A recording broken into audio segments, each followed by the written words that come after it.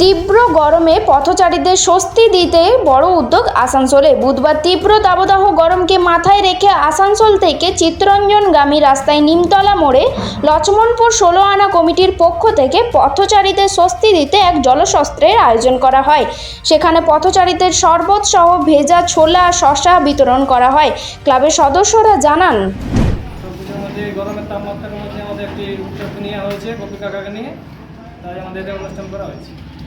তার মধ্যে আছে রেশনা জল আছে, শসা আছে, তার মধ্যে গুড় আছে, গুড় ভিজা আছে।